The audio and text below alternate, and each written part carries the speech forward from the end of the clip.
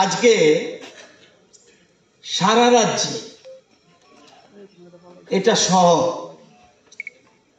আমাদের কৃষি দপ্তরের 47টা এগ্রি সাব ডিভিশন আছে। আমরা 47টাতে এই অনুষ্ঠান করছি না, আমরা মোট 39টা স্থানে 11,000 কৃষকদের নিয়ে, আরো বেশি হবে কারণ এখানে আজকে আমাদের লোক বেশি চলে এসছে, আমরা ভালো বড় হল পাইনি। 11,000 কৃষকদের সামনে রেখে গত নভেম্বর মাসে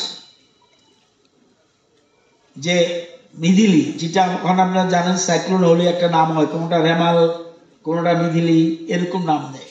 মিধিলিতে 27-28 নভেম্বর যে সাইক্লোন হয়েছিল, ক্ষতিগ্রস্ত হয়েছিল,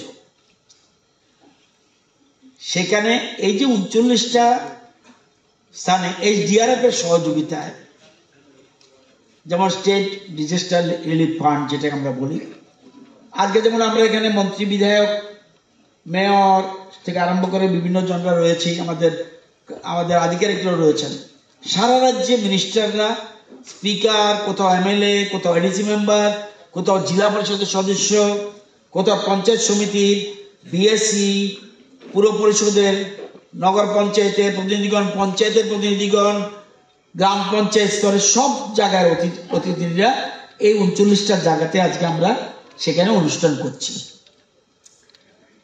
কতজনকে আমরা টাকা দিচ্ছি?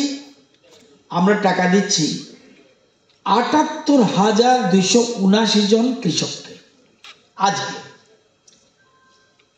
78,279 জন কৃষককে টাকা দিচ্ছি আমরা 21,97,18,000। কিছুদিন পরে, 10 দিন পরে আবার প্রধানমন্ত্রী ফসল বীমা যোজনায় আরো 3,013 জন টাকা পাবেন। সেই টাকার পরিমাণ 1,13,90,000। টোটাল গিয়ে এই সংখ্যাটা হবে 81,292 জন, অর্থাৎ 23,11,08,000। আজকে আমরা দিচ্ছি ডাইরেক্ট সারা রাজ্যে একসাথে 78,279 জনকে হর্টিকালচার অ্যান্ড এগ্রিকালচার যৌথ উদ্যোগে। একটু পরে দেখবেন এখানে কোনো একজন কৃষক বন্ধু এসে এটা সুইচ টিপে দিলে প্রত্যেকের অ্যাকাউন্টে টাকাটা চলে যাবে।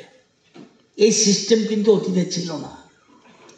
দেশের প্রধানমন্ত্রী নরেন্দ্র মোদী দায়িত্ব পাওয়ার পর আপনাদের টাকা যেন মাঝখানে কোনো দালাল বা ফড়িয়া না নিতে পারে, সেই জন্য এই সিস্টেম ডিবিটির মাধ্যমে ডাইরেক্ট অ্যাকাউন্টে চলে যাওয়া, কারো কাছে এই টাকাটা পৌঁছবে না।